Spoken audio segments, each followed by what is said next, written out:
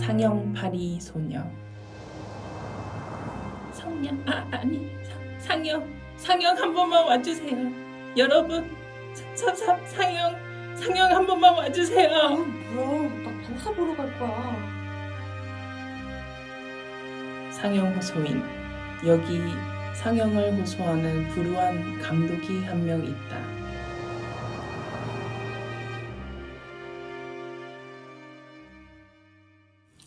안녕하세요. 2023년 올해 마지막인 12월이 시작되었습니다. 모두들 올 한 해는 잘 보내셨나요?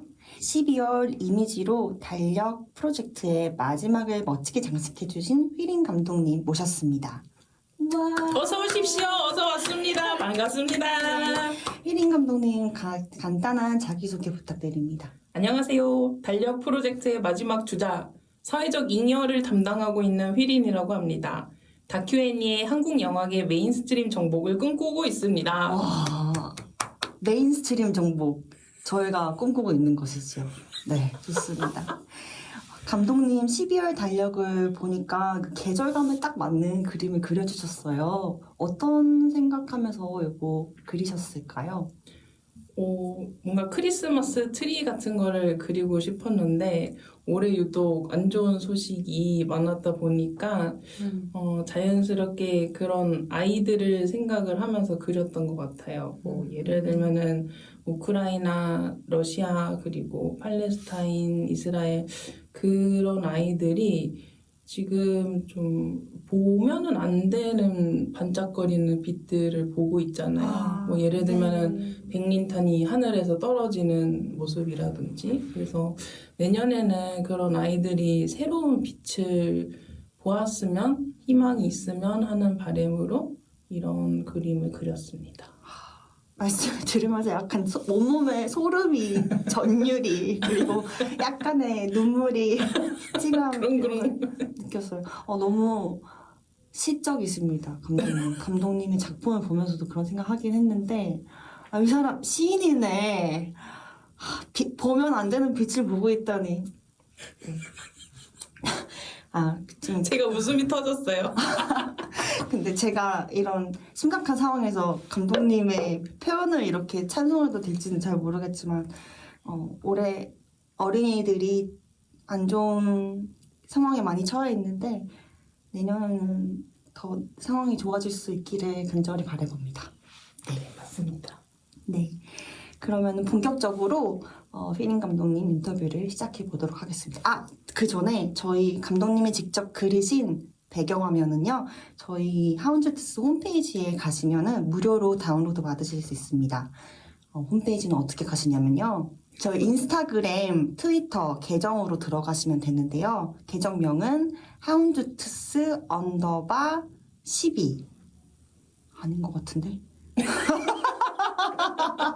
인스타그램 계정은 알아요. 하운즈 투스 12. 그렇습니다. 하면 인스타는 들어갈 수 있으니까 거기서 홈페이지도 들어가 보세요. 좋습니다. 네. 그래서 저희 하운즈투스 계정으로 오시면은 링크 타고 가시면 됩니다. 거기서 휘린 감독님 서면 인터뷰도 읽어보시고 또 배경화면도 다운받아서 잘 사용해 주시기 바랍니다. 그래, 이제 진짜로 본격적인 인터뷰로 들어가 보도록 하겠습니다. 먼저 휘린 감독님 이게 본명이 아니시죠? 네. 작가명? 그걸 뭐라 하지? 익명? 필명? 필명? 네. 어떻게 필명을 정하게 된 이유가 있으신가요?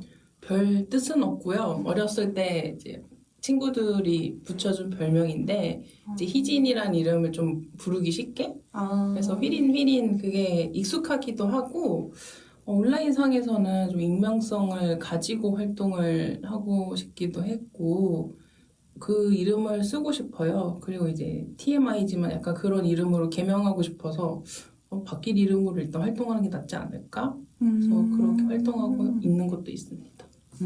너무 예쁘고 저는 어떤 순 우리말인 줄 알았는데 그렇지는 않고 그 들리는 소리에 따라서 희진을 이렇게 부드럽게 부르기 쉽게 바뀐 네, 약간 그런 거 같아요. 저도 그 친구 왜 그렇게 불렀는지 모르겠지만 뭐 그냥 이쁘니까 쓴다. 네, 예쁩니다. 네, 예쁩니다. 휘린 감독님. 네. 감독님 졸업 작품으로 할망바다라는 작품을 2012년에 만드셨어요. 이 영화는 아시아나 국제 단편 영화제에서 최우수 작품상을 수상하는 등 많은 주목을 받으셨습니다. 할망은 제주도 방언으로 할머니라는 뜻인데요. 이 영화는 제주도 해녀에 대한 이야기거든요. 이 이야기를 제작하게 된 배경을 한번 들어보고 싶은데요.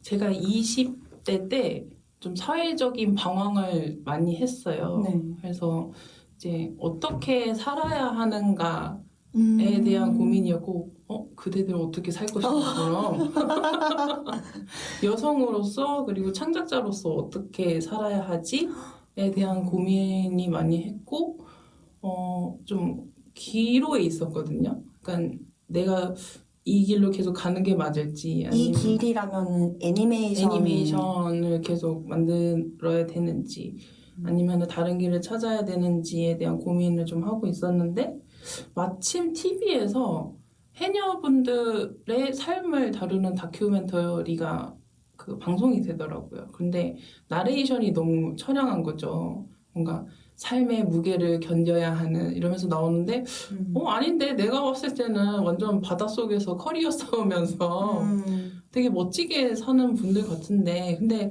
나 같은 생각을 가진 사람이 제주도에 없을까? 뭔가 그런 가치관을 가지고 물질하는 분들이 분명 있을 것 같은데 그래서 약간 호기심에 그 해녀분을 주제로 작업을 하게 됐고 그래서 아까 기로에 있었다고 했잖아요. 그래서 졸업작품으로 이거를 완성하던가 아니면은 이민을 가자 이러면서 끝장을 보자 졸업작품을 해보고 그래서 처음에는 이제 이민을 시도를 했다가 이것도 역시 쉽지 않다 이러면서 이제 작품을 만들자 쪽으로 선회를 했던 것 같아요. 그렇다면은 그 제주도에 아무런 연고가 없지만 작품을 위해서 가신 건가요? 그쵸. 그래서 처음에 자료 조사를 해보니까 해녀학교라는 곳이 있더라고요. 그래서 그곳 교장 선생님께 연락을 해서 이제 좀 한 달 정도 같이 지내면서 촬영을 해도 될까 허락을 구했고, 이제 몇몇의 해녀분들을 좀 인터뷰를 했는데 결국에는 그 교장 선생님 어머니가 가지신 가치관이 제가 좀 본받고 싶은 가치관과 제일 닮아있는 분이셨어서 그분을 주인공으로 작업을 했습니다. 그렇군요. 이 할망바다는 퍼플레이에서 무료로 보실 수가 있어요. 퍼플레이 가입하시고 꼭 한번 보시기 바랍니다. 저도 그걸 보면서 내 직업에 대해서 돌아보게 되더라고요.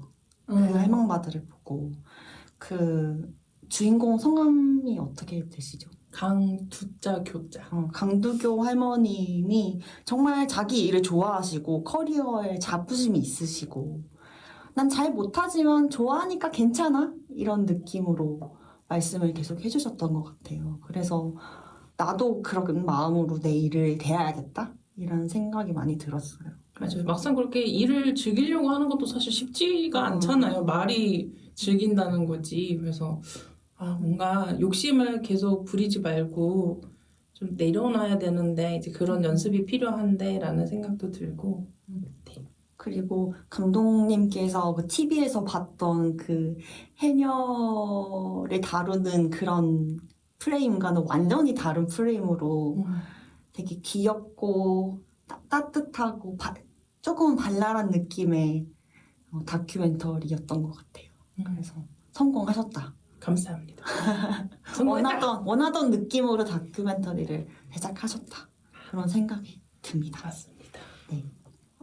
이 할망바다에서 가장 특징이 되는 부분이 있다면 다큐멘터리이지만 애니메이션을 차용했다고 하는 말이 맞는지 모르겠지만 애니메이션을 가져갔다는 건데요.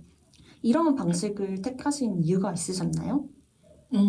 아까 얘기 드렸듯이 이제 애니메이션 전공을 하긴 했는데 막상 진학을 해서 과정을 배우다 보니까 이게 저랑 맞는지 점점 의문이 들기 시작하더라고요. 그래서 뭔가 좋아하긴 하는데 내가 이걸 하고 싶긴 한데 잘은 못하겠는데 라는 생각이 들기 시작했고 그래서 방황을 했던 거거든요. 그런데 이제 어느 날 바시르와 왈츠를이라는 작품을 딱 보는데 저게 내가 찾던 장르라는 생각을 했어요. 뭔가 이렇게 나는 다큐멘터리도 좋아하고 애니메이션도 좋아하는데 그전에는 계속 애니메이션만 하다 보니까 뭐 어떻게 해야 될지 잘 모르겠어. 이제 길을 못 찾다가 그 작품을 보고 나도 저런 거 좀 만들어 보고 싶다. 그래서 졸업 작품을 그런 형식으로 만들었던 것 같습니다. 그럼 원래 다큐멘터리에 관심이 많으셨던 거군요. 네. 그러니까 뭔가 표현하고자 하는 주제가 그런 다큐멘터리 쪽 주제와 좀 더 맞닿아 있는 느낌?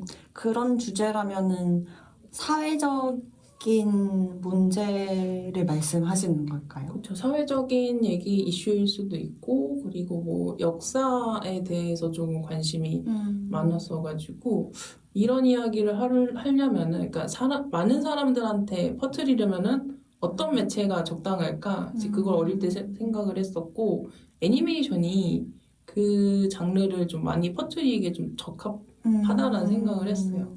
근데 이제 좀 방황하다가 다큐 애니 이게 내가 찾던 포맷이야 라고 생각해서 작업을 했습니다. 저는 그 작품 바시르와 왈츠를? 바시르와 왈츠 예고편만 봤었는데 최근에 개봉했었던 플리라는 작품이 떠오르더라고요. 맞아요. 비슷한 느낌이 들어요. 플리 보셨어요, 감독님? 어떻게 보셨어요? 뭔가 그 형식을 재밌게 구성을 했다고 해야 될까요? 그러니까 뭔가 인터뷰이가 자연스럽게 인터뷰할 수 있는 환경을 조성을 했던 것 같고 그런 부분이 좀 인상적이었던 것 같아요. 그리고 제가 좀 제일 좋아하는 다큐 애니 중에 갑자기 또 작품 추천을 하고 있는데 추천해주세요. 어디였지? 내전에 대해서 다뤘던 작품인데 생각이 안 나. 이따가 생각나면 추천하도록 하겠습니다. 알겠습니다. 아니 근데 제가 궁금했던 게 다큐멘터리에도 애니메이션이 종종 들어가더라고요. 그냥 애니 다큐라고 표명을 딱 하지 않더라도 그렇죠. 중간중간 애니메이션 넣는 다큐멘터리가 진짜 많잖아요. 맞아요. 근데 그런 다큐멘터리와 감독님이 추구하는 애니메이티드 다큐멘터리의 큰 차이점이 뭐예요? 그러게요. 뭘까요? 저도 그걸 찾고 있어요. 뭘까? 근데 저는 답이 없어. 그래서 저도 그런 생각이 들더라고요. 저는 만들지는 않지만 최근에 그 두 사람을 위한 식탁 그걸 봤는데 거기서 애니메이션 나오더라고요. 그래요? 못 봐가지고. 애니메이션 나왔는데 이 작품이랑 휘린 감독님이 하는 애니메이티드 다큐멘터리 뭐가 다른 거지? 근데 뭐 그걸 구분하는 게 뭔 큰 의미가 있겠냐마는 그래도 애니메이티드 다큐멘터리는 뭔가 다르니까 이름을 그렇게 붙이는 게 아닐까? 그런 생각이 들었거든요. 근데 제일 먼저 든 생각은 애니메이션이 뭔가 부수적으로 도와주는 느낌이 들지 않는 것이 애니메이티드 다큐멘터리가 아닐까? 그런 생각이 들었어요. 맞아요. 저도 뭔가 비슷하게 생각을 해본 적이 있는데 그러니까 다큐멘터리에서 차용을 하는 형식으로는 많이 만들어지는데 그러니까 재현을 한다거나 그렇죠. 아니면은 그 피해 진술자라든지 그런 주인공의 신원을 가리기 위해서 그 로토스코핑 방식으로 그림으로 얼굴을 대체한다든지 그런 식으로 부수적으로 딱 붙는 느낌이 아니라 애니메이티드 다큐멘터리는 애니메이션이 주인공인 그런 느낌이 좀 있는 것 같아요. 맞아요. 그래서 좀 약간 역으로 애니메이션에서 다큐멘터리를 차용하는 식으로 만드는 것들이 이제 좀 많아지고 있는 것 같고 사실 외국에서는 그런 시도들이 많다고 생각이 되는데 한국에서 좀 더 그런 작품들이 많이 만들어지면은 조금 더 다큐 애니가 뭐지라는 질문에 대한 뭔가 답들이 많이 생기지 않을까? 그런 생각이 들기도 하네요. 그렇습니다. 그리고 또 그 영화를 보면서 또 들었던 생각이 플리? 아니요. 두 사람을 위한 식탁 그걸 보면서 이 다큐멘터리는 이 내가 찍는 대상이 어떤 방향으로 갈지 알 수가 없잖아요. 그래서 그런 점이 좋기도 하고 나쁘기도 하고 이렇게 되게 양날의 검일 것 같아요. 그래서 그럴수록 감독님의 작업 방식이 궁금해지는 거예요. 이제 애니메이션은 사실 기획이 진짜 중요하잖아요. 처음부터 어떻게 그릴 것이고 어떤 장면을 할 것인가 계획이 진짜 중요한 장르인데 다큐멘터리는 그 계획이 아무 쓸모 없어지는 그런 상황이 발생할 수 있을 것 같은 거예요. 맞습니다. 그래서 이 다큐 애니라는 장르가 정말 극과 극을 다 한 번에 모아놓은 혼란스러운 장르. 네, 극과 극을 모아놔서 이거 어떤 순서로 작업을 하시는 거지? 이런 생각이 들더라고요. 그래서 감독님은 어떻게 하시는지 말씀해 주실 수 있을까요? 아, 혼란스러워요. 그냥 어떻게 하셨는지 뭐 메이 제주 할망바다는 감독님이 좀 계획대로 하셨을 것 같고 아닌가? 그러니까 뭔가 지면 인터뷰에서는 저도 이제 약간 그 예상치 못한 상황으로 흘러가는 게 묘미이자 난감한 상황이라고 좀 적어놓긴 했는데 전체적인 틀은 잡는 것 같아요. 그래서 이런 형식의 작업을 할 거야 라고 예상을 하고 시작하는데 막상 하다 보면은 내용도 바뀌거니와 사람이 아예 바뀔 때가 있거든요.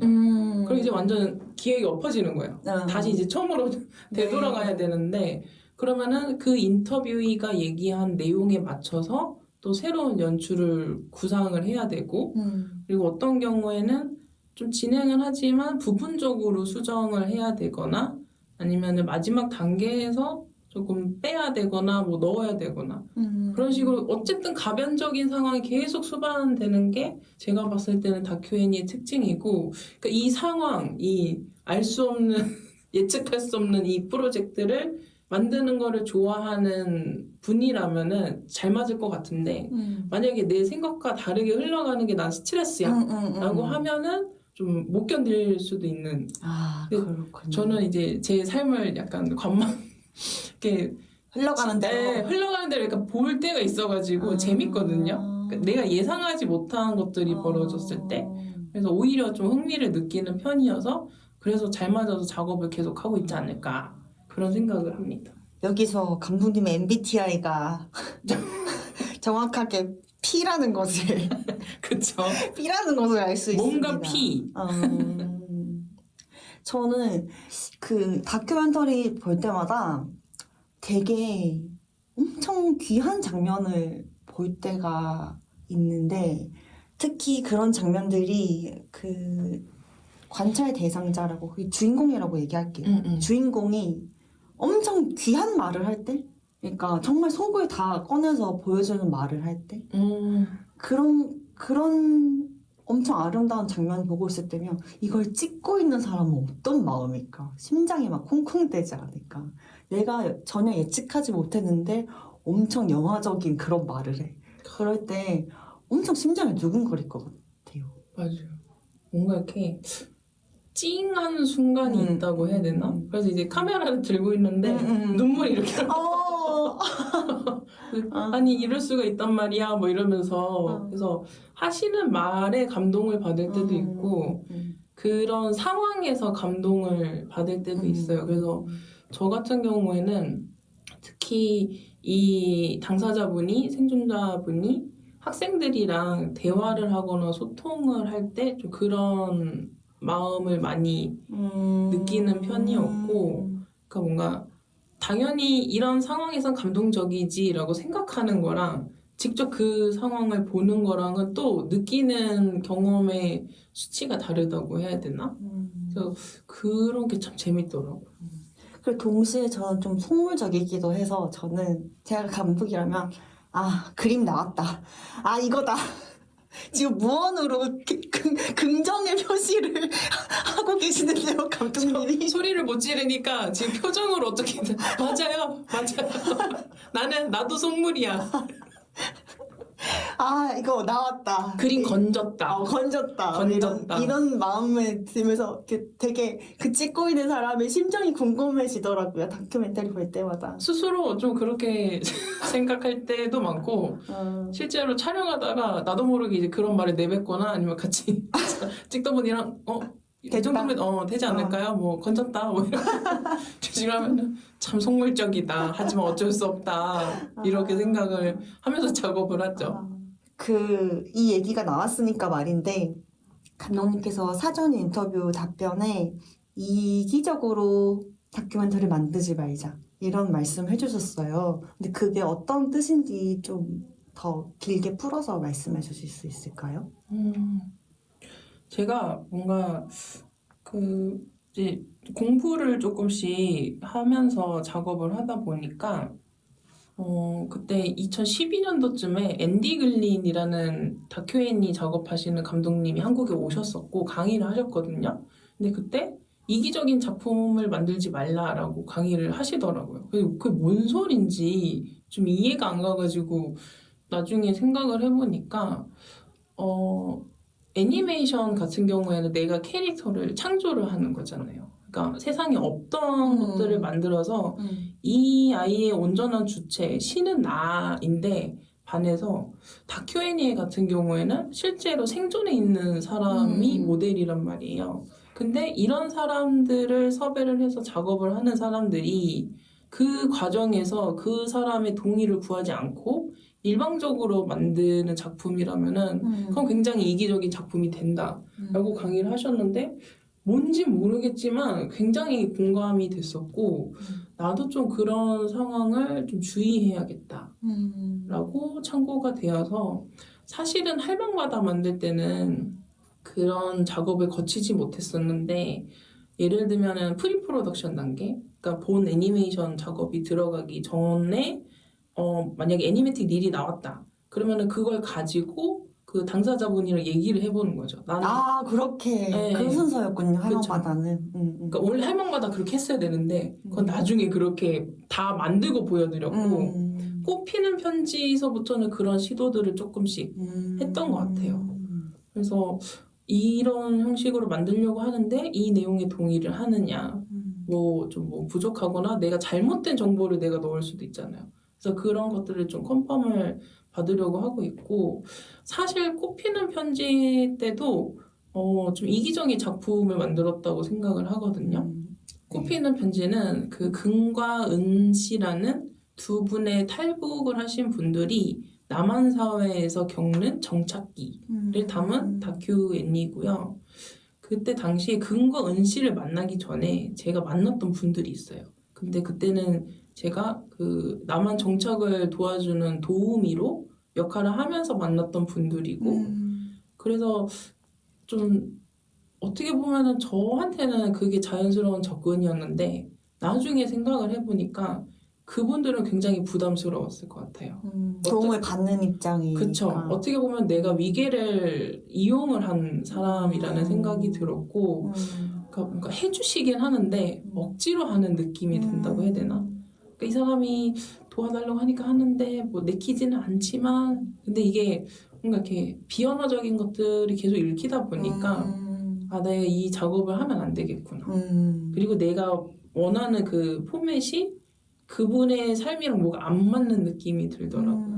그래서 그냥 다 갈아엎고 근거 은씨를 새로 섭외를 해서 작업을 했었고 그리고 비슷하게 양형희 감독님이라고 이제 다큐멘터리 그쵸 작품을 하시는 분이 있는데 그분은 제1교포시거든요. 그래서 그 가족의 이야기를 계속 연대기로 만드는 작업을 하시는 분인데 그분도 인터뷰에서 되게 비슷한 얘기를 하셨던 적이 있어요.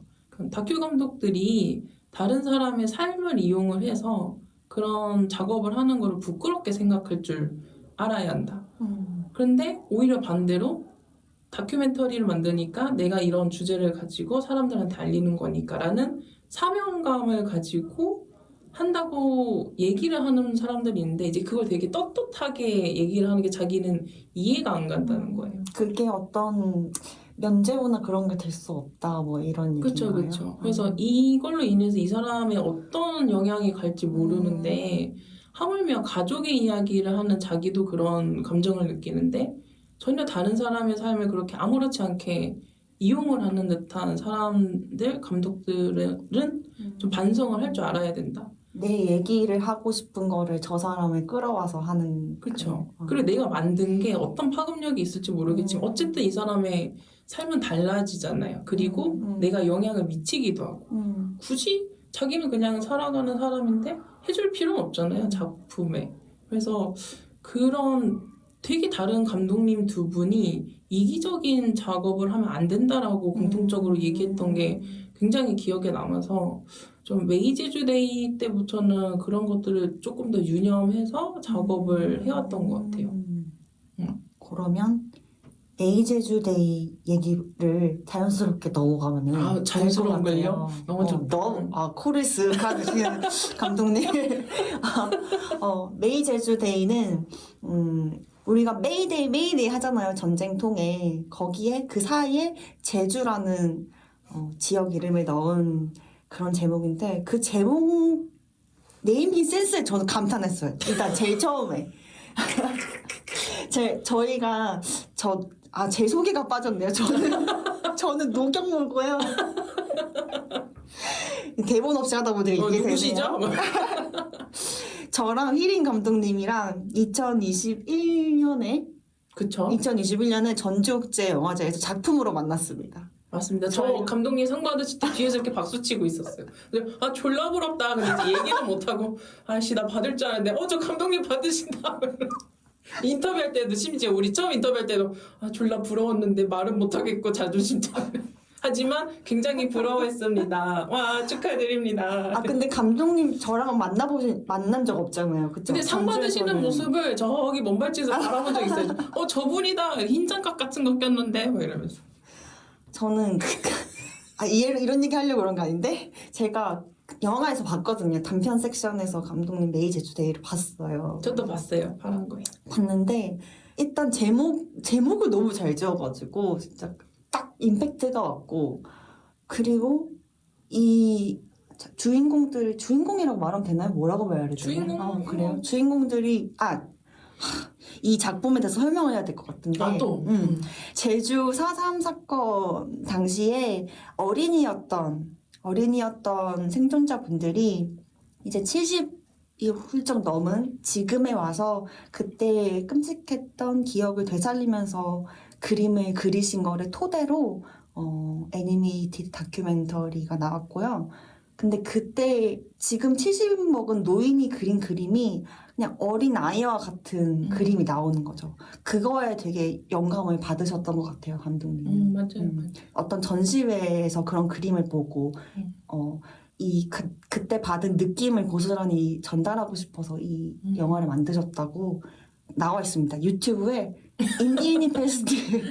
인디애니 페스트라는 영화제 감독님 설명해서 주시는 영상이 있거든요. 찾아보시면 보실 수 있습니다. 약간 메이킹 과정 인터뷰했던 그런 거. 그래서 근데 그 감정이 그 전시에서 느끼셨던 그 감정이 정말 고스란히 잘 전달이 되는 영화였다고 생각해요. 그래서 그 영화관에서 메이제주데이를 보면서 아니 어르신들은 왜 이렇게 그림을 이렇게 잘 그리지?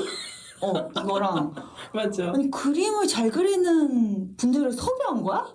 이거 하고 어떻게 섭외했지? 맞죠. 그리고 보통 어르신들은 그런 거 아직 안 하시려고 하잖아요. 그쵸. 귀찮다고 생각하실 수도 있고 뭘 굳이 그렇게. 근데 만약에 그런 상황이었다면 그걸 설득한 감독 진짜 대단하다. 그 온갖 복합적인 그런 그 방법론적인 생각도 많이 들면서 영화 보면서 그리고 마지막에 그 생존자분들만 아니라 그 사건에 희생당하신 분들의 넋을 기리는 느낌으로 뭔가 굿 한판이 벌어지는 그런 느낌으로 엔딩이 되는 게 역시 상 받았어야 하는 게 아닌가. 전주국제 영화제! 아닙니다. 파란 고인이 받았어야 했습니다. 저는 행복합니다. 아니 심사위원 특별상 내가 받고 대상을 아닙니다. 뭐 탐은 나겠지만 분명 감사히 받겠지만 괜찮아요. 아까 약간 상용파리 소녀 목소리가 나온 거였어. 상영 보러 오세요. 상 하나만. 상 주세요. 상 하나만 주세요. 나중에 상팔이 뭐라고 해야 되죠? 상국을 감독, 상국을 소녀. 다음 기회를 노려보겠습니다. 아무튼 제가 어떻게 한바탕 메이 제주데이에 대한 감상을 늘어놓게 됐는데요. 상 얘기를 하려고 했던 건 아닌데 근데 아무튼 그렇게 저는 감상을 했어요, 그 영화를. 그리고 그 애니메이션으로 연출된 장면들이 아름답고 예쁜데 슬프고 참혹하고 그래서 정말 여러 가지 감정들을 동시에 떠오르게 하는 그런 작품이었던 것 같아요. 근데 감독님이 그 2012년에 그런 강의를 듣고 나서부터 뭔가 바뀌기 시작한 게 이제 메이 제주데이라고 하시니까 더 뭔가 더 뭐라고 해야 되지? 더 깊게 다가오는 느낌이 드네요. 감사합니다. 그러면은 메이 제주데이는 어떤 식으로 달라졌는지 한번 설명해 주실 수 있을까요? 작업의 스타일? 네, 작업의 스타일이라든지 그 전과는 어떻게 달랐는지. 메이 제주데이는 어쨌든 그 제가 전시에서 본 그림에서 영감을 받았던 거니까 내가 느낀 감흥을 뭔가 고스란히 전달하고 싶었고 그러다 보니까 당사자분들의 그림이 필요했는데 사실 약간 그것도 우여곡절이 있어요. 그래서 원래 전시를 하셨던 작가님들이 계시고 거기서 본 그림들이 되게 그게 진짜 좋거든요.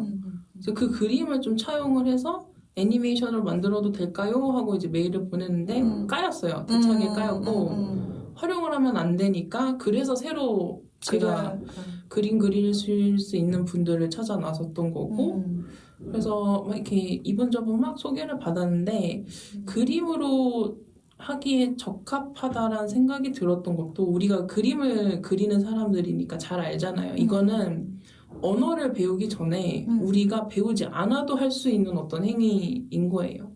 그래서 그 삼촌들한테 적당했다라고 생각하는 이유도 당시에 그 사건이 있다 보니까 학교를 오래 다니지 못하시는 분들이 좀 많으셨거든요. 뭐 6.25 겪다 보면은 문맹이 되게 많으셨잖아요, 옛날에.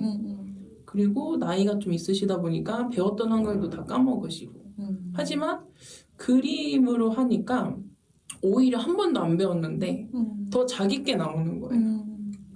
글을 쓸 때는 맞다 틀리다라는 정답이 있다 보니까 좀 주저하시는 분들의 모습이 보였지만 그림은 이제 처음에는 약간 곤혹스러워 하시더라고요. 이거 나 한 번도 안 배웠는데 어떻게 하냐. 근데 오히려 정답이 없다 보니까 자기만의 어떤 색이 담긴 것들을 계속 보여주셨고 저도 오히려 이렇게 그림을 안 배운 사람들이 되게 순수한 그런 창의적인 그림들을 그리는구나라는 것을 이제 같이 인터뷰를 진행을 하면서 알게 되었던 거죠.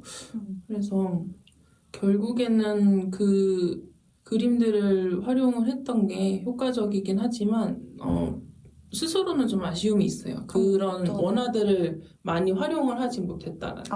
그리고 제가 아무리 그분들의 그림체를 따라하려고 해도 원화가 주는 감동만큼은 안 나오더라고요. 그럼 그 원화를 그래서 자연스럽게 또 홍보를 해보자면 네? 12월에 전시를 제주에서 할 계획을 갖고 있습니다. 그 출연자분들이 직접 그린 그림을 가지고 그쵸. 전시를 하시는 건가요? 그렇죠. 그래서 책을 만들고 전시를 하려고 하는데 저 이따가 감독님한테 약간 조언을 구하긴 해야 돼요. 책도 만드시는군요. 근데 제가 책을 한 번도 만들어 본 적이 없어서 이제 발등에 불이 떨어진 상황. 전시에 맞춰서 책을 만드신다고요? 12월 출판이 목표라고요? 그러니까 지금 표정을 보니까 지금 무슨 헛소리를 하는 거니? 라고 표정으로 말하시는데 약간 그냥 어떻게든 되겠지. 뭐 알아서 하겠지 뭐 내일 알아서 하겠지 누군가는 하겠지. 화이팅. 네, 그럼 메이 제주데이 얘기는 충분히 한 것 같아요. 그래서 감독님의 최근작인 빨간 색연필에 대해서 얘기해 보도록 할게요. 빨간 색연필은 올해 DMZ 다큐멘터리 영화제에서 최초 공개가 되었고 저는 감독님이 이제 프라이빗 링크를 주셔가지고 미리 감상할 수 있었는데 보니까 메이제주데이에 출연하셨던 성함이 어떻게 되시죠? 고완자 순자. 맞아요. 고완순 이제 할머님이라고 붙이기가 어려운 것 같아요. 저는 그분을 사회운동가로 칭하고 싶어요. 왜? 통하는 부분이 있어가지고 너무 지금 반갑네.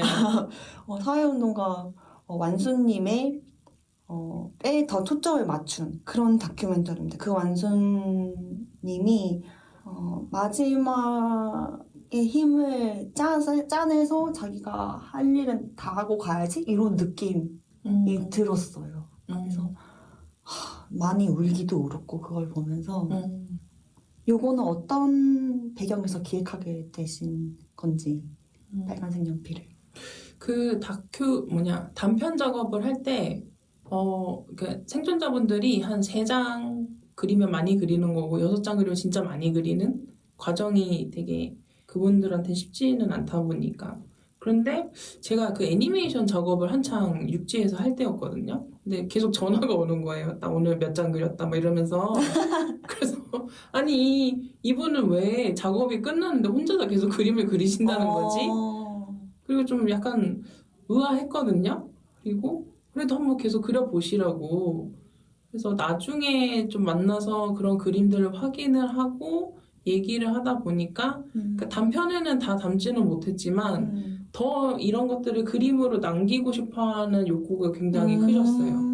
그러니까 내가 못다한 말들은 그림으로라도 남긴다. 이런 느낌이었고 그 과정에서 스스로 좀 재미를 찾으신 것도 있었지만 쉽지는 않았다고는 하시거든요. 그거 그리면서 약간 눈도 안 좋아지셨던 것 같고 약간 그래서 제 탓을 하세요. 너만 아니었어요. 내 눈이 멀쩡할 텐데. 진짜? 물론 농담입니다. 스탠드 사드려야죠. 밝게. 스탠드가 중요해요. 그래서 혼자서 그림을 그리시는데 아까 제가 6장 그리면 정말 많이 그리는 거라고 했는데 한 50장 넘게 혼자서 그걸 그리신 거예요. 그게 12월 전시 때도 조금은 있겠지만 그분의 개인전을 나중에 또 더 해보고 싶은? 맞아요. 네. 근데 저도 나름대로 그때 고민을 좀 하고 있었던 게 뭔가 장편이나 시리즈로 개발을 할 수 있는 기회가 좀 보이고 있었고 근데 이거를 계속 할 수 있는지 없는지는 좀 보고 있었어요. 그러니까 이게 가능한가? 근데 그분도 마침 그런 그림들을 그리는 상황이었고 제일 큰 이유는 인터뷰 초반에 그분이랑 얘기를 좀 깊게 나눈 적이 있는데 그때 제가 뭔가 이상한 것들을 느꼈거든요. 그래서 이게 뭐지? 지금도 설명을 못 하겠어요. 못 하겠는데 이분의 삶을 좀 보여주고 싶은데 메이제주데이 때 원화의 그 감동을 보여주고 싶었던 것처럼 그래서 그분의 삶을 다룬 장편 작업을 하고 있고 하는 와중에 제가 영화제를 통해서 이제 제작 지원을 받은 게 있어서 아주 미리 한번 맛보기로 상영을 하면서 편집을 하면은 좀 괜찮지 않을까? 그래서 일단 먼저 빨간색 연필이라는 제목으로 상영을 했죠. 그러면 지금 작업하고 계신 장편 다큐멘터리의 프리퀄의 느낌으로 빨간색 연필을 이제 발표를 하신 거군요. 그렇죠. 근데 이제 약간 망했어요. 망한 게 왜요? 뉴스타파에 보내줄 때는 그래도 거기가 탐사보도 뉴스타파에 보냈다는 게 이제 그 버전으로 만드는 거는 그래도 약간 그런 저널리즘적인 색을 띤 작업을 하고 싶어서 색연필로 약간 밑줄 치듯이 미분정 문서에 제가 밑줄을 치는 컨셉으로 원래 잡았거든요. 근데 대차게 까였어요. 이거 싫다고. 그래서 와, 뉴스타파가 클라이언트 같은 느낌이었던 거예요? 약간 공동 작업인데 뭔가 검수를 해주는 느낌도 들고 근데 이제 연출권은 저한테 있는 거죠. 제작은 뉴스타파에서 하는 거군요. 그렇죠. 그래서 약간 장편이랑 색은 다른데 약간 맛보기 느낌일 수도 있는 영상을 한번 만들면 장편을 할 때 좀 참고가 더 되지 않을까. 그래서 한 것도 있죠. 망했다는 것이 망한 거는 제목을 빨간 색연필이라고 지워버렸는데 막상 내용을 보니까 색연필을 다 드러내야 되는 거예요. 그런데 이제 덜어내야 된다. 그쵸, 그쵸. 영화제 제목 이렇게 냈는데 어쩔 수 없는데 그러면서 아, 내고 난 다음에 편집을 그쵸, 그쵸. 그래서 두 번째 편집본은 괜찮대요. 그래서 그래도 있긴 있잖아요. 좀 남아있잖아요. 밑줄 친 거. 그래, 예, 그래서 이제 제가 아까 상영 보러 오세요 한 게 이제 오시면은 피드백을 좀 들으면은 아직 그거 수정 중이거든요. 참고해서 결국에는 어떤 부분을 다 드러내고 더 보완을 해야 될지 알 수 있을 것 같아서 오시라고 했습니다. 저희 이 방송에 제일 처음에 휘린 감독님과 제가 했던 꽁트가요. 어떤 거였냐면은 11월 11일에 휘린 감독님의 메이 제주데이와 빨간 색연필을 함께 상영하고 또 게스트 비짓? 뭐라고 해야 될까요? 집이? 관객들과의 대화 시간도 갖는 그런 귀중한 자리가 있습니다. 휘린의 제주사삼 옴니버스라고 이화여자대학교 그 아트하우스 모모에서 특별 상영회가 열리는데 그게 처음에 모집이 안 돼가지고 감독님께서 성냥팔이 소녀에서 착안하신 상영팔이 소녀 소녀는 아닙니다. 소녀 아니에요. 상영팔이 감독 상영팔이 감독 만화를 그리신 게 있는데 그거를 기반으로 저희가 꽁트를 한번 재구성을 해봤거든요. 맞습니다. 그래서 하은주투스 감독님들, 경무 감독님을 포함해서 감독님들 덕분에 홍보가 엄청 갑자기 잘 돼서 이틀 만에 100명을 채웠어요. 그래서 지금 너무 감사한 마음을 갖고 인터뷰를 하고 있습니다. 제가 하운주투스 아니었으면 이런 화력을 받을 수 있었을까. 약간 은혜 입은 사람같이 지금 얘기를 하고 있습니다. 그래서 저희는 그 상영회 바로 전날에 모여서 녹음을 하고 있고요. 그죠, 그죠. 아무튼 걱정하지 마세요. 더 이상 상영을 팔지 않아도 되는 부자가 되셨습니다. 다음에는 다른 감독님이 다른 걸로 아마 팔 거예요. 팔아줘. 팔리라고. 그래서 근데 저희가 홍보한다고 해서 그게 작품 자체의 호소력이나 그런 것이 없다면 전혀 그렇게까지 폭발적으로 누군가 이렇게 신청하지 않았을 거라고 생각해요. 그거는 정말 칭찬 과찬이셔서 감사합니다. 쑥스러워하는 점. 그리고 상영팔이 감독 진짜 만화가 웃기거든요. 꼭 휘린 감독님 인스타그램에 가셔서 그 스튜디오 티컵이라고 치면 나옵니다. 그래서 감독님 저는 다큐 애니 하고 있는데 네. 시트콤이 너무 하고 싶어요. 내 본능은 개그캐인데 개그캐를 숨기고 자꾸 진지한 거 해야 되니까 막 안에 막 이렇게 욕망이 남을 웃기고 싶다는 욕망이 계속 끌어올라서 계속 밈만 만들고 작품 만들 때보다 더 뿌듯한데 이게 정상인가요? 하고 경무 감독님한테 보내니까 정상이라고. 그래서 저도 그렇다고. 그러니까 제가 뭐 기질 검사 같은 거를 받았었는데 그런 즉각적인 보상이 주어지지 않아도 그냥 할 일을 하는 기질. 오. 근데 이게 저만의 특성이 아니라 애니메이션 하는 감독님들은 다 그럴 것 같아요. 그럼 그걸 왜 하는 거야? 그렇지 않으면은 할 수 없을 것. 그건 아직까지 잘 모르겠고요. 근데 우리가 이렇게 뭐 만화를 만들어서 사람을 웃기고 싶어하고 막 이런 게 내 본 작업에서는 그런 걸 못 하니까. 그런 만화를 그려서라도 즉각적인 반응을 얻으면서 그 도파민에 취하는 게 아닌가. 도파민이었구나. 오케이. 이제 납득이 된다. 오케이. 너무 좋아요, 도파민. 자연, 자연, 그래서 우리가 본 작업에서는 너무 기다려야 되니까 그와 반대인 짤, 밈, 웃기는 만화 이런 맞아요. 걸 그리면서 좀 해소하는 게 아닌가. 공감합니다. 좀 맞습니다. 들어요. 맞습니다. 너무 좋습니다. 감독님 이제 단편 작업 얘기는 충분히 나눈 것 같고요. 이 외에도 여러 가지 많은 일들을 하셨어요. 제주여성 영화제 트레일러도 만드시고 또 평화꾸러미 하미마을 탄 이야기, 참정군인 X의 이야기, 셋넷 학교, 제주 4.3을 셋넷이라고 하는 건가요?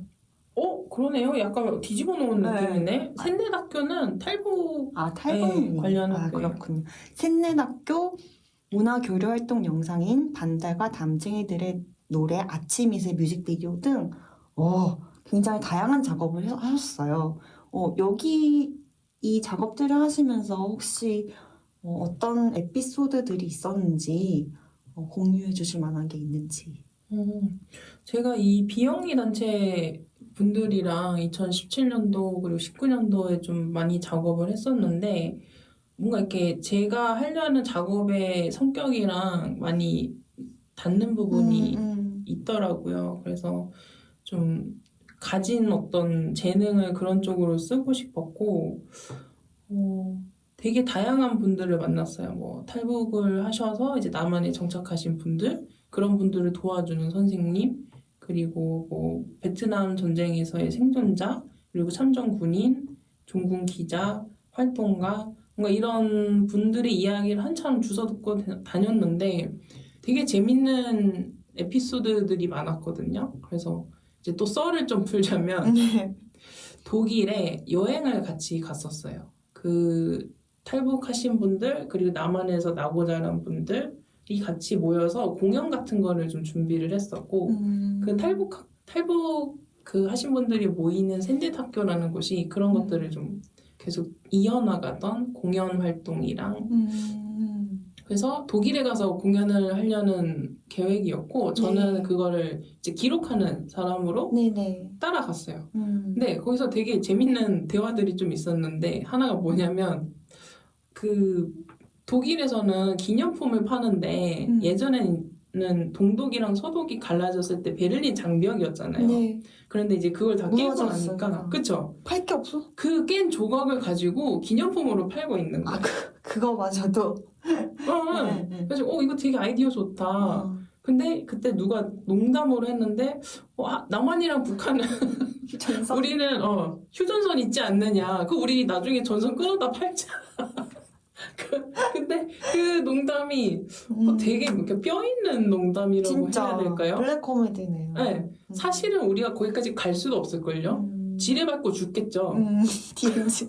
최대로 매장된 곳이다 보니까 그래서 뭔가 독일의 그런 모습을 보면서 되게 우리는 뭘까 이렇게 뭐 통일을 무조건 지향한다기보다는 뭔가 우리도 이런 기념품을 팔 수 있을까? 난 농담이 제일 와닿는 말 뼈 중 있는 농담이에요. 네, 진짜. 하나였고 그리고 거기가 이것도 딴소리인데 거기가 클럽이 되게 유명하거든요. 독일 클럽? 제가 아는 클럽이 맞나요?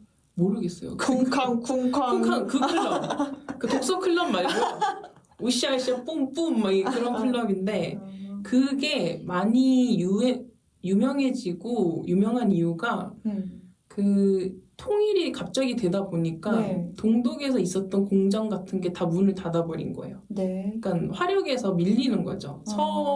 서독의 자본에 비하면. 그러다 보니까 그 난 자리에 들어섰던 것이 클럽이었고 그러다 보니까 클럽의 메카 같이. 근데 그런 얘기 되게 재밌잖아요. 너무 재밌는데요? 그러니까요. 그래서 뭔가 그 사회의 명과 암이 같이 공존하는 에피소드라고 생각이 돼서 또 짧게 소개를 드렸습니다. 북한의 클럽? 그러니까 우리는 뭘지는 모르겠는데 모르겠어. 냉면밖에 생각이 안 나는데 뭔가는 있지 않을까?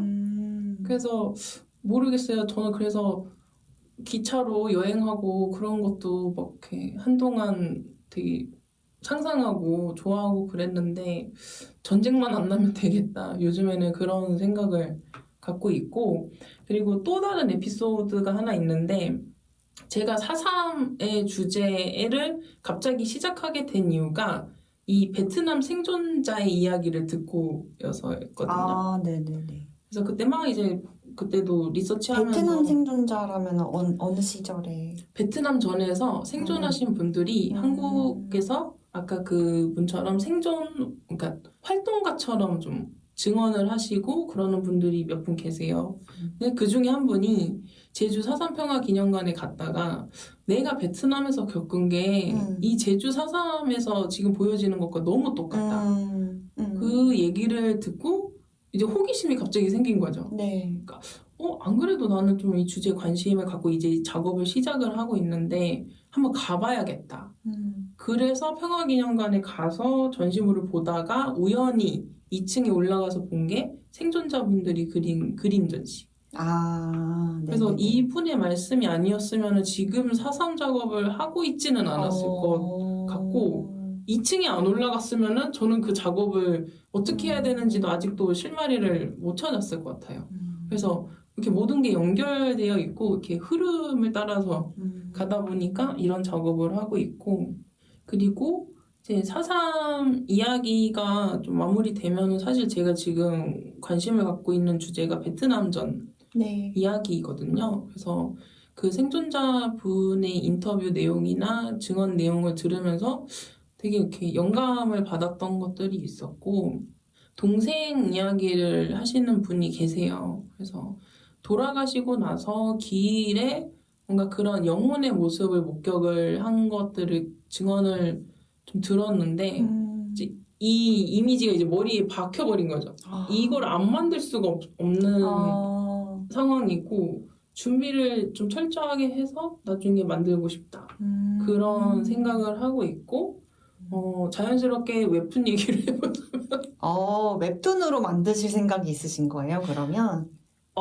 사실은 아니고 네. 그 구멍난 군화라는 웹툰을 만든 거는 이제 그런 리서치를 하다 보니까 평화기행에서 봤던 인상적인 거를 후기로 남긴 거였거든요. 그 네네. 글보다는 저는 그림으로 좀 그리고 싶었고 후기로 남겼지만 이 이야기를 계속 하고 싶은 것들이 좀 많아졌어요.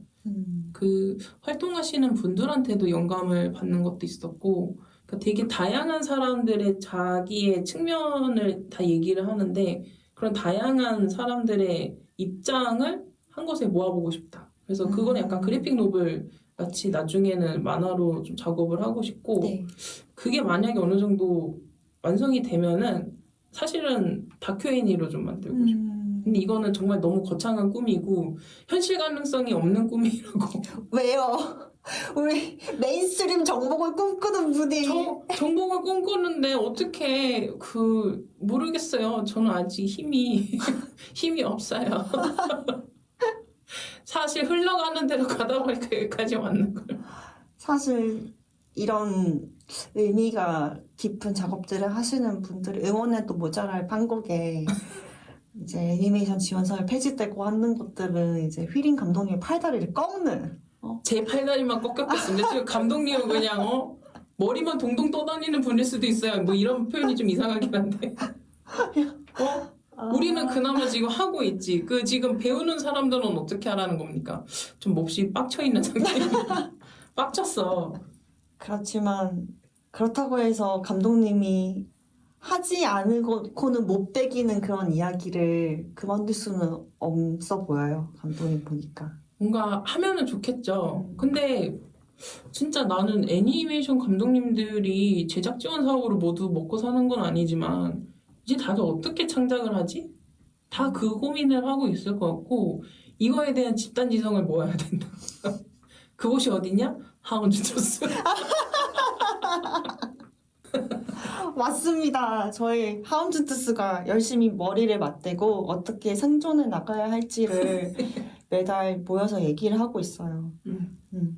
저희 하운드트스 2023년 1월부터 시작해서 한 달도 빠지지 않고 매달 이제 저희 소속 작가님들을 파헤쳐보는 그런 인터뷰를 가졌는데요. 제 절반은 휘린 감독님이 인터뷰를 진행하셨고 또 나머지 절반은 제가 인터뷰를 했는데 이렇게 마지막에 두 인터뷰어가 만나서 머리와 꼬리가 바뀌었습니다. 또 한바탕 수다를 가져보는 시간을 가져본다는 말을 두 번 했네. 근데 오늘 휘린 감독님 만나서 너무 반가웠고 또 편하게 인터뷰 응해주셔서 너무 감사드리고 감사합니다. 또 너무 저 질문 하나만 해도 돼요? 뭐예요? 또 이 질문 테마. 그 인터뷰 이제 한 반년 정도 진행을 하시면서 어떠셨어요? 나는 감독님의 소감도 궁금해요. 저의 소감. 왜 인터뷰를 자원하였는가? 근데 분위기가 그랬어요. 이제 분위기가 밀려서 하신 건가요? 막 이러면서 음모론. 아니 분위기가 이제 6개월 동안 고생하는 사람들 놔줘야지 우리 새로운 물갈이 해보자 그런 분위기였고 저는 어렸을 때부터 라디오 진행자 같은 그런 거에 대한 욕심이 약간 있었어요. 어렸을 때 카세트 테이프로 되게 많이 놀았거든요. 혼자 녹음하고 진행하고 노래 부르고. 귀엽다. 어렸을 근데 때. 중학생 때 그러고 놀았어요. 그런 로망이 있었어요. 감독님 그러면 따로 개인적으로 뭐 이렇게 그런 거 팟캐스트나 이런 거 운영하실 그럴 생각은 전혀 없습니다. 이걸 해보니까 자질이 없다는 걸 깨달았어요. 자질이 없다기보다는 쉽지는 않더라. 경험해보니까. 그래서 저의 개인적인 그런 로망을 푸는 것도 있었지만, 근데 궁극적인 거는 제가 이 인터뷰를 하면서 저희 소속 감독님들을 굉장히 더 자세하고 또 애정을 담아서 바라보는 시간을 가지게 된 게 너무 뜻깊고, 그러고 이제 지금 12번째 작가 인터뷰를 마무리하면서 이분들 가지고 이분들과 더 어떤 재밌는 일들을 할 수 있을까 기대도 되고 그런 생각이 드는 것 같습니다. 저도 뭔가 약간 의견을 얘기를 드리자면 뭔가 이렇게 할 일로 생각을 했거든요. 그러니까 인터뷰를 진행을 해야 된다라고 생각했는데 반년 정도 한 진행을 하다 보니까 그 감독님들 말씀에서 얻는 것들이 굉장히 많더라고요. 그리고 얻는 것만큼 저도 자연스레 이렇게 존경을 하게 되는 맞아요, 그만큼 더 맞아요. 그러니까 와 이런 생각을 갖고 이런 창작을 하는 사람이 있구나라는 것들을 새로 알게 되는 부분이 있어서 저한테도 굉장히 유익했던 경험이고 비단 하운즈 투스에 속한 분들뿐만 아니라 자연스럽게 관심이 더 뻗어나가게 되더라고요. 맞아요. 이 12명 안에 있는 사람들도 이렇게 흥미로운 사람들이 많은데 우리가 점점이 있다고 그 전에 인터뷰를 하셨잖아요. 다른 감독님들이. 근데 이 점점이 있는 사람들이 얼마나 재밌고 다양하고 흥미로운 프로젝트들을 하고 있을까? 뭔가 이런 것들에 대해서 알고 싶다. 그리고 뭔가 우리가 그런 창구는 될 수 없을까? 뭐 이런 개인적인 생각도 하면서 뭔가 기대하지 않았던 바이지만 굉장히 얻어가는 것들이 있었던 프로젝트가 이번 달력 프로젝트가 아닐까 그런 생각을 하고 있습니다. 마무리 끝내주는데요? 마무리 멘트가 끝내주는데 또 내 얘기를 또 너무 오래 한 거 같아요. 아니 왜냐면은 이번 휘린 감독님 특집이니까요. 당연히. 가만히 있어요. 듣는 사람들 가만히 있어. 내가 말하고 싶은 대로 말할 거야. 경모 감독님이야. 다 들어요. 들어. 편집하지 마. 갑자기 독재를 하기 시작했어. 감독은 원래 독재자죠. 위험한 사람들이야. 사실은 내 맘대로 하고 다 하고 싶은 게 감독의 마음. 그럼. 그렇지만 다큐멘터리는 그럴 수가 없죠. 글쎄요. 과연 이 무해하고 위험한 사람들. 욕망으로 끌는 사람들.